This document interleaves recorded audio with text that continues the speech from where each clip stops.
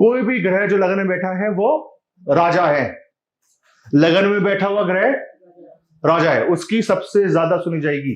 लगन में शनि मिला है, priority is Saturn, work, priority is here, बोल, priority is position, status, work, यही प्रायोरिटी लाइफ टाइम रहेगा। अगर वो दशा में आ गया है, वो 9th एंड 10th लॉर्ड है, इसका मतलब है कि अब जो है ना सारे इवेंट सैटर्न से रिलेटेड होने हैं। तो घर कौन सा है? पहला। साइन कौन सा है? टॉरस, एक्सट्रीमली अर्दी साइन, इससे ज्यादा अर्दी साइन नहीं मिलेगा। 15 मई से 15 जून का टाइम पीरियड सबसे गर्म, फिक्स्ड, स्टबन, बुल है इसका साइन, ध्यान रखना, bull. 8th Lord 12th house में।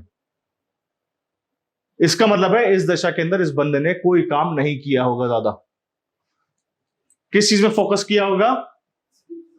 स्पिरिचुअलिटी में, फॉरेन ट्रैवलिंग में, एक्सप्लोरिंग में और ग्रुप्स बनाने में।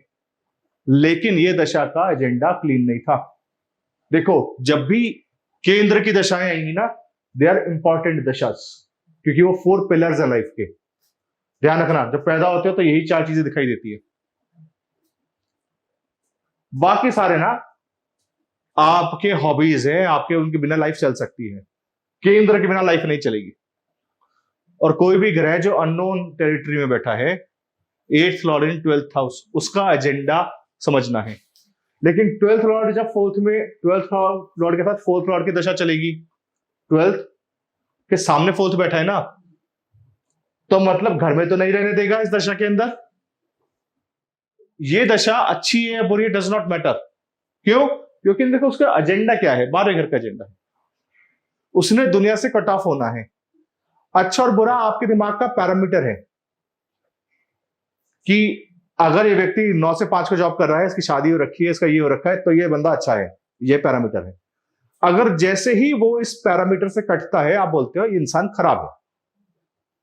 पर उसको जो स्पिरिचुअल एक्सपीरियंस मिल रहा है किसी ग्रुप में जुड़ के, किसी की डेथ के बाद, और वो अपने आप को आइसोलेट कर रहा है, तो उसकी दशा ने उसको सिखाने का तरीका बनाया है। ये 8th और 11th लॉर्ड 12th हाउस में है।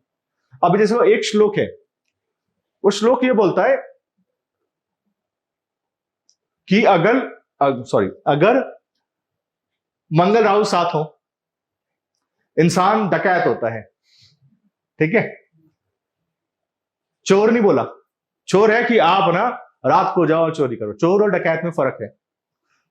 डकैती होती है दिन में दहाड़े, खुली आंखों के सामने किसी को जबरदस्ती किसी के ऊपर गन पॉइंट पे चोरी कर लेना, वो डकैती है ना। दोनों में फर्क है, आपको समझना पड़ेगा, क्योंकि दोनों के कॉम्बिनेशन अलग है।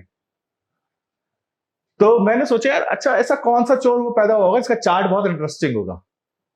फिर समझ में आया कि यार जब ब्रिटिश एम्पायर था ना, ब्रिटिश एम्पायर से चोरी किसी ने नहीं करी है, डकैती किसी ने नहीं डाली है।